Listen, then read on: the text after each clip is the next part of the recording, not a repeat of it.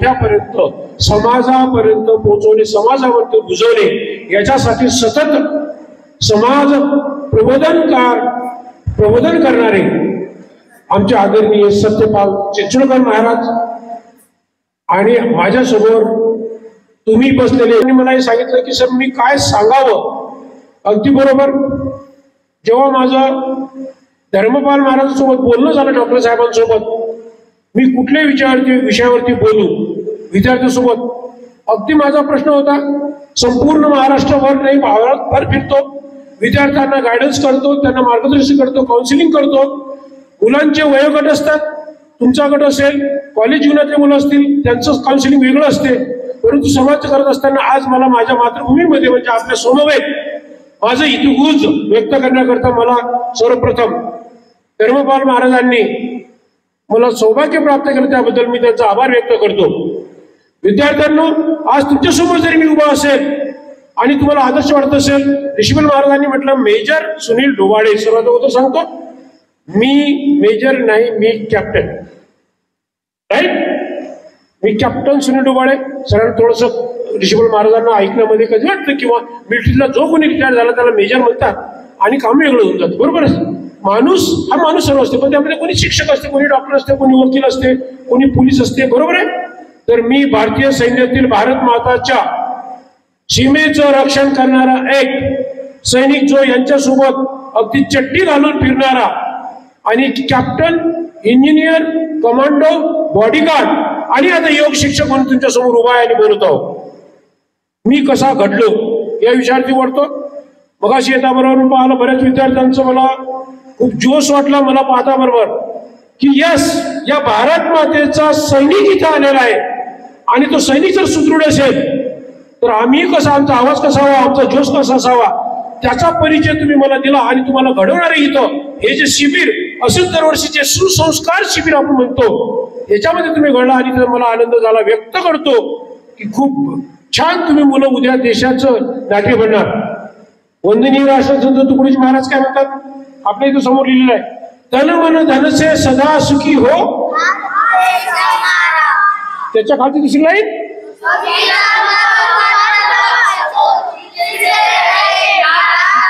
Yes विजय रे हमारा.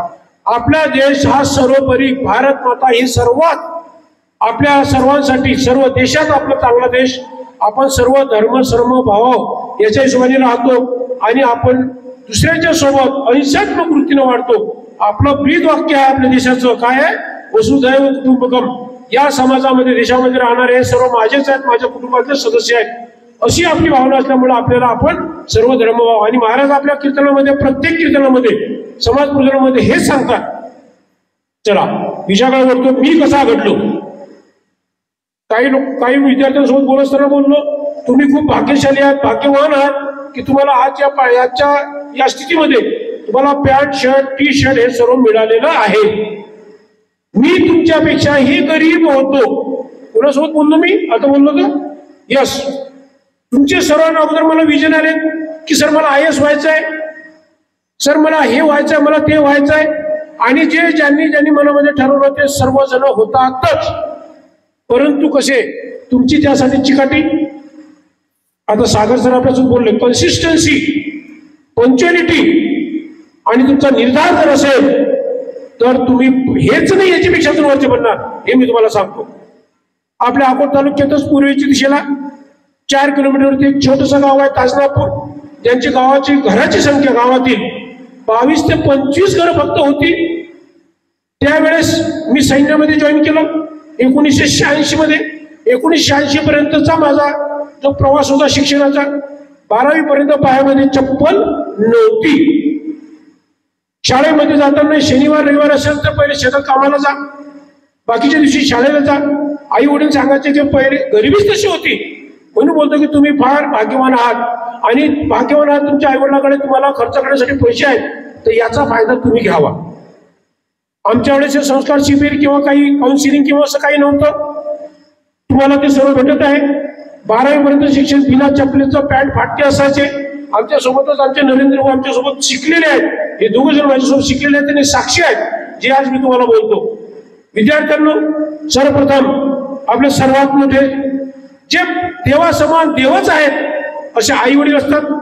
आई वडिलांनी आपल्याला लहानाचं मोठं केलं, चालायला शिकवलं. चालायला शिकल्यानंतर जेव्हा 5वी 6वी 7वी होते आणि 8वी मध्ये आपण जातो, त्याच्यानंतर आपले निर्णय घेण्यासाठी आपण सक्षम असतो. 10वी झाली. माझं लहानपणी तुम्हाला नाव सांगू इच्छितो, आतापर्यंत बऱ्याच लोकांना माहित नाही. माझं अगोदर नाव भारत हे होतं. नरेंद्र भाऊ मला कदाचित माहित असेल, माझं नाव पहिले भारत होतं. आणि भारत नाव हे का असेल, कसं असेल?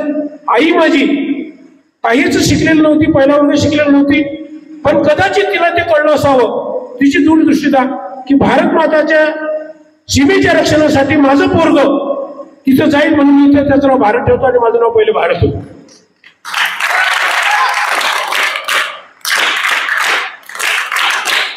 मी तुम्हाला जे सांगतोय हे तुम्हाला प्रेरणा देण्यासाठी की जर आपल्याला आपल्या आई वडिलांनी जन्म दिला, आपण सर्व भाग्यवान, आपले सर्वात मोठे आई वडील, त्याच्यानंतर आपले गुरु, नंतर आपले सवंगडी. आता सागर सरांनी सांगितलं तुम्हाला आपण कसे घडतो. गेल्यानंतर माझ्या सोबतचे म्हटले की सर इथं सैन्यामध्ये भरती आहे, तर सैन्यामध्ये भरती आहे तर चला आपण जाऊया. आम्ही अकोटवरून पूर्ण 14 गेलो होतो. 14 विद्यार्थ्यांपैकी माझं फक्त एकट्याचं सिलेक्शन झालं, बाकी 13 जणी झालं. माझं शिक्षण काय झालं, मी फिजिकल फिट होतो, शारीरिक दृष्ट्या फिजिकल फिट, समजते ना. त्यांचे नॉर्म्स असतात, मिलिटरीमध्ये भरती होण्याचे, पोलीसमध्ये भरती होण्याचे. तुमची छाती एवढीच पाहिजे, तुमची उंची एवढीच पाहिजे, तुमचं वजन एवढंच पाहिजे, ह्या 3 बेसिक गोष्टी. त्याच्यानंतर मेडिकल, जसं की कोणाचं काही ऍक्सिडेंट होऊन कोणाची हड्डी वगैरे तर तुटली नाही, कोणाचा पाय तिरपात नाही, किंवा असं उभं राहिल्यानंतर तुमच्या गुडघ्याला गुडघे, आपल्या विदर्भामध्ये त्याला टोंगळे म्हणतात, टोंगळे म्हणतात ना, हा शब्दच नाही मराठीमध्ये, पण आपली वराडी भाषा आहे, आपली इकडची आहे, आपण त्या टोंग म्हणतो. हे जर लागले असते तर मिलिटरीमध्ये भरती होता येत नाही. अकोल्याला गेलो, त्या कार्यक्रम तिथं जाऊन उभे राहिलो. पूर्वीच्या काळामध्ये आजच्या सारखं हे भरती पूर्व प्रशिक्षण केंद्र किंवा त्याला अकॅडमी म्हणतात हे नव्हतं. तिथे गेल्यानंतर त्यांनी सांगितलं की हे हॉल आहे, याला तुम्ही 5 चक्रा मारा. सार्वजनिक बांधकाम विभागाचं एक रेस्ट हाऊस आहे विश्रामगृह अकोल्याला, त्याला 5 चक्रा मारायला सांगितलं. आम्ही खेड्यातले पोरं, आपण तुम्ही पण खेड्यातलेच आहे ना, आपल्याला 5 काय 7 सांगायचं. पण तुम्हाला सांगू इच्छितो, आपण केव्हा कुठलंही आपलं उद्दिष्ट, आपलं ध्येय प्राप्त कधी करतो माहिती आहे का? आपलं ध्येय नेहमी मोठं ठेवावं. जर तुम्हाला आता सकाळी इथं शारीरिक शिक्षण होत असेल, तुम्हाला शिकवत असतील की आता इथून आपण रनिंग करत अडगावपर्यंत जायचं, जर तुम्हाला असं सांगितलं किंवा इथून शिरसोली गावापर्यंत जायचं आहे, तर आपण म्हणायचं की शिरसोलीच काय, मी इथून अकोटपर्यंत जाऊ शकतो.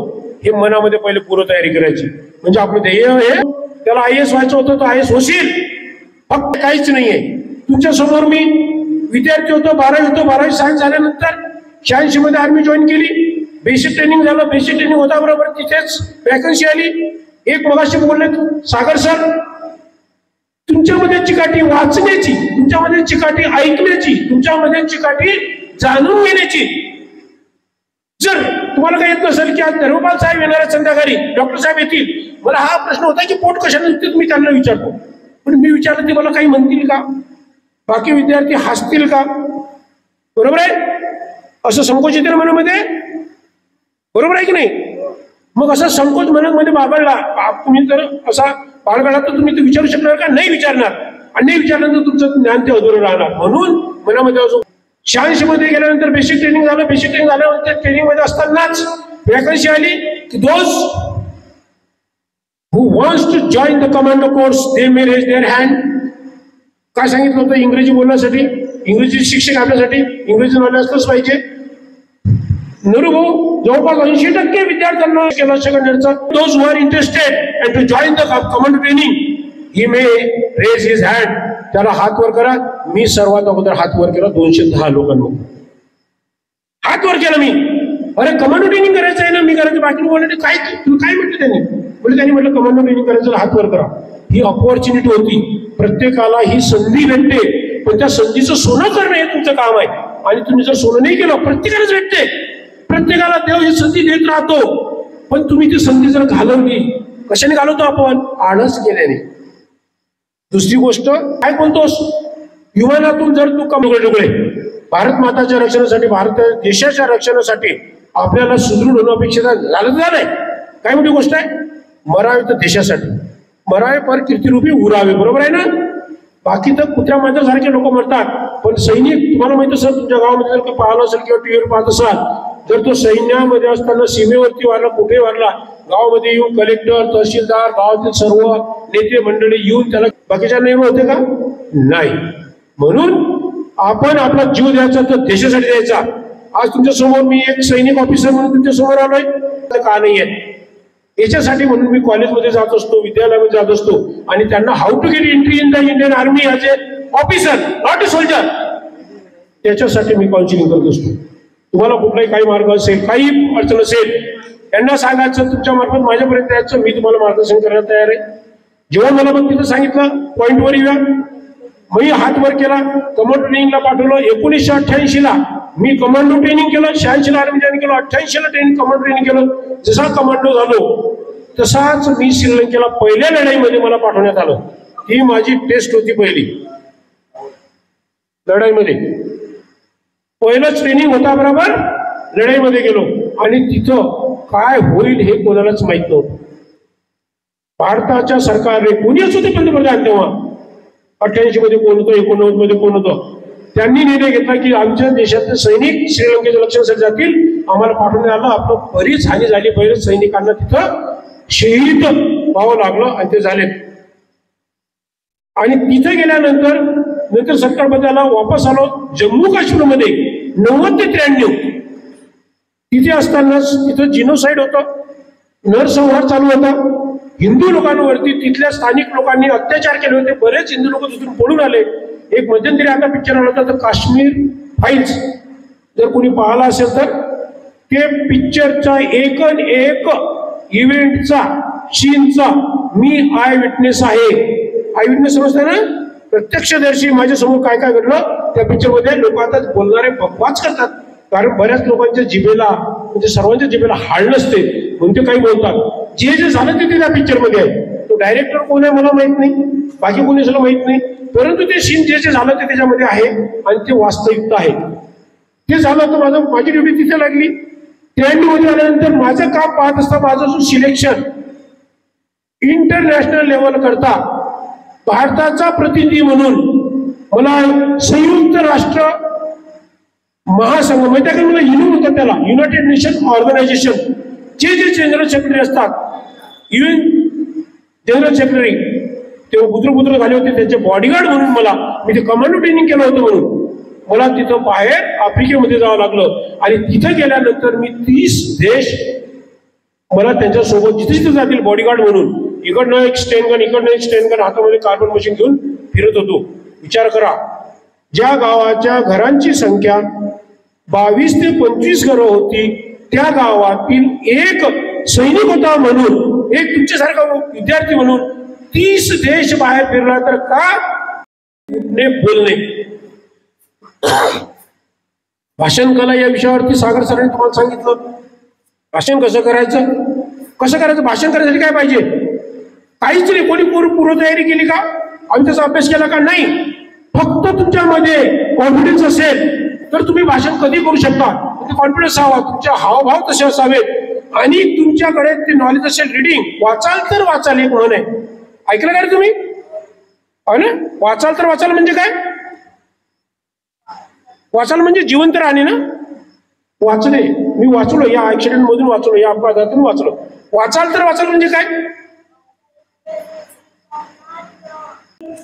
तुम्ही त्याच्या आहारी जाऊ नका. कोण आहे, माणूसच.